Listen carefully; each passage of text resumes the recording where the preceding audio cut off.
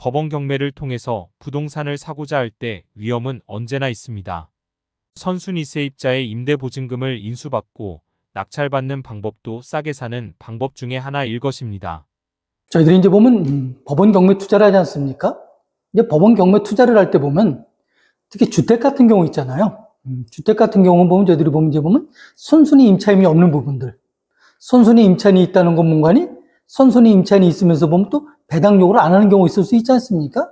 이제 그러다 보니까 이제 경매를 들어갈 때 저걸 내가 낙찰을 받더라도 혹시 그죠? 선순위 임차인에 대한 그 임대차 보증금을 갖다가 떠나야 되지 않는 건가? 이제 그러다가 보니까 그것도 이제 걸러내기 시작하죠. 선순위가 없는 것들, 그죠?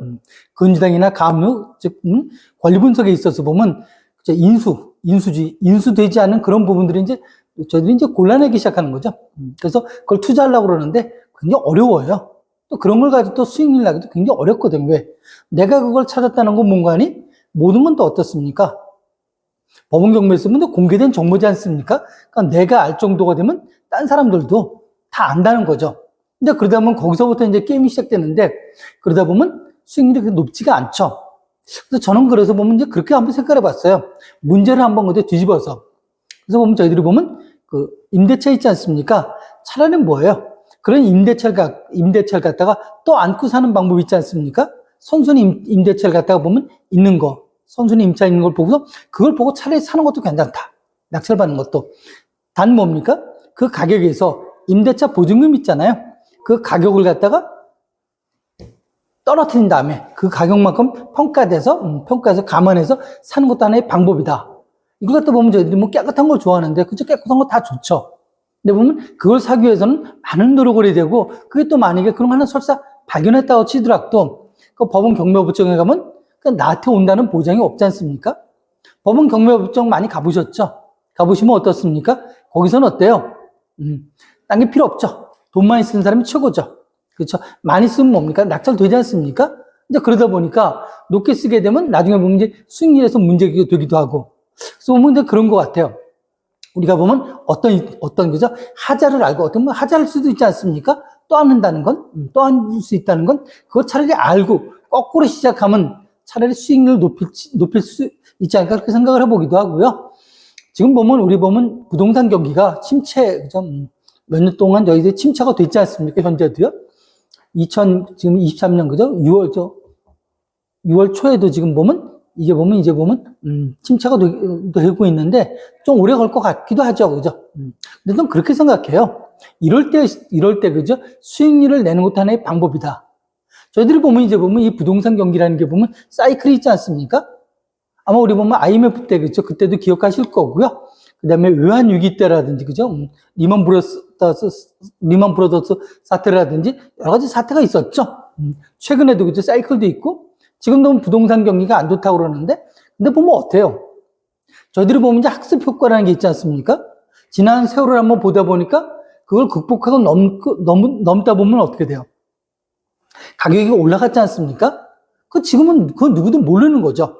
누구도 모르다 보니까 불확실성 리스크가 크다고 생각하다 보니까 이제 많은 투자를 안 하는 건데, 학습 효과로 봐서는 이게 뭡니까? 이 단계를 고비를 넘으면 결국 또 뭡니까? 또 가격 자체가 보면 상승 국면으로 들어갈 것이다. 만약에 그런 경우 같은 경우는 우리가 사기는 좀 어려울 수도 있죠. 왜? 경쟁이 너무 치열하다 보니까. 어떻게 생각하면 지금이 또 너무 적기가 될 수도 있어요. 그렇지만 보면 어떻습니까? 무리하게, 그죠? 남의 돈을 다 끌어서 한다는 건 보면 이자율이 높잖아요. 그죠? 그걸 가지고 보면 우리가 이제 부담할 수 있는데, 그렇지 않다. 어느 정도 부담 가능하다고 하면 뭡니까? 차라리 지금이 낫다고 생각하기도 하죠.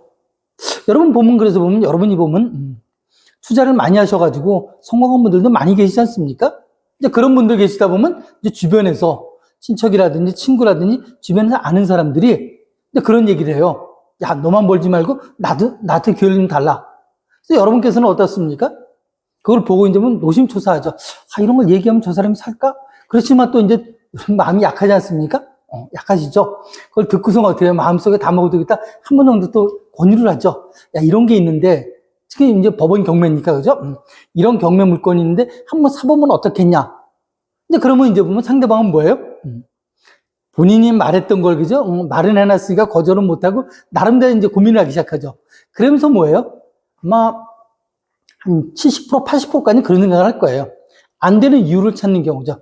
지금은 안 되는 경우. 여러 가지 이유가 있을 수 있죠. 뭐 경기가 안 좋다든지, 자금을 동원하지 못한다든지, 여러 가지 이유들, 그죠? 아니면 물건이 마음에 안 든다든지, 여러 가지 이유를 들어서 뭡니까? 결국 하지 않는 경우가 80%까지 갈 거예요. 그래서 보면 이제 그런 차이인 것 같아요. 그 부동산 경매 투자라든지 해서, 물론 다른 투자할 수도 있고요. 그죠? 우리 일반적인 부동산 투자할 수도 있고요. 성공을 거두신 여러분들은 뭡니까? 그 어떤, 그죠? 어떤 리스크를 안고 또 안고 간 거지 않습니까? 그 차이인 것 같아요. 그 리스크를 또 안고 가냐, 안 가냐. 결국엔 이제 보면, 그걸 갖다 한 사람, 하는 사람, 안 하는 사람, 구분이 되어 있지 않습니까? 그래서 보면 이제 그 차이인 것 같고요. 특히 우리 보면 이제 보면 부동산인지 경매 같은 거 할 때 보면 특수물건 있지 않습니까? 또 이거에 대해서 굉장히 많이 연구를 하시는 분들 많죠. 거기는 학원도 많고요. 그죠? 물론 좋죠. 남들 하지 않을 때 특화되어 있는 거, 그죠? 특화되어 있는 거, 그죠? 비교 우위를 점할 수 있고, 누가 오지 않는 거 들어가서 큰 수익률을 내는 것도, 그건 하나의 방법이겠죠. 그렇지만 보면 그거 하기가 연 어렵죠. 아마 우리가 보면 많은 공부를 하셨을 거예요. 그죠? 그런 거 하기 위해서는 그냥 일반인들은 못하고요. 나름대로, 그죠? 경매 고수라든지, 나름대로 굉장히 많이 공부를 하셔가지고, 이제 보면 그런 걸 이제 보면 우리가 이제 학습을 하죠. 그러면서 계속 뭐, 또 어떻습니까? 시뮬레이션을 해보는 거죠. 들어가 보고, 그러니까 가상이죠.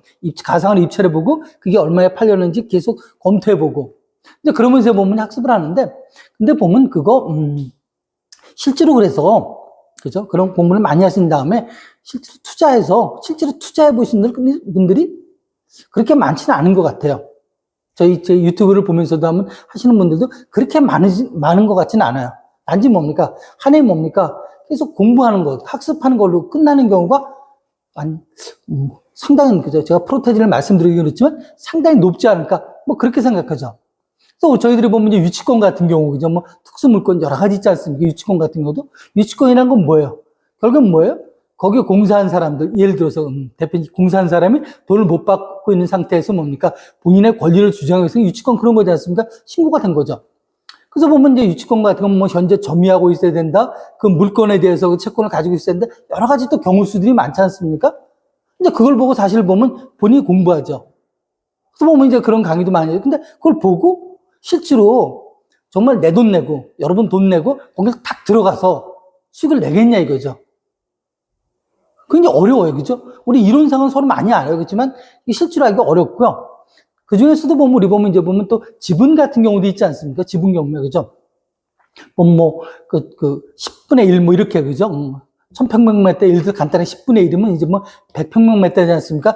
주로 이런 거 같은 거 이제 임야라든지 아니면 전답, 그죠? 아니면 또 큰 땅들, 이런 경우 나오는 경우 있잖아요. 그죠? 우리 대주도 나오는 경우 있고요. 그래서 저희들이 보면 이제 지분 경매를 해서 지분을 취득하는 경우 있죠.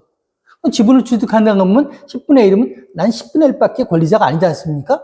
그러면 그런 거, 이 지분 같은 경우는 보면 감정평가사가 평가한 것보다 어때요? 실제로 경매를 하게 되면 50%까지 떨어져요. 더 떨어지기도 하지 않습니까? 그걸 취득한 다음에,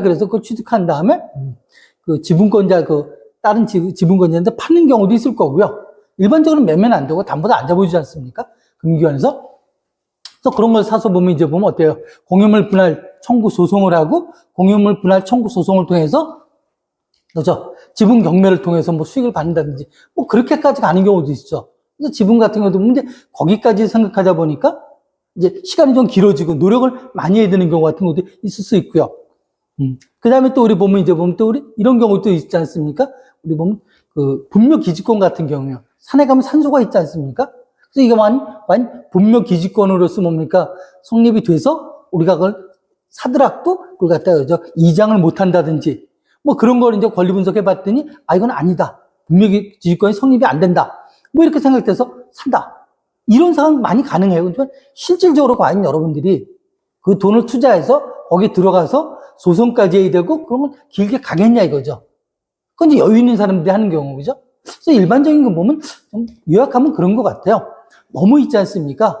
우리가 어려운 거 하지 말고 우리 시험 볼 때도 그렇지 않습니까? 너무 어려운 거까지 다 외워서 하게 되면 외우면 되겠죠.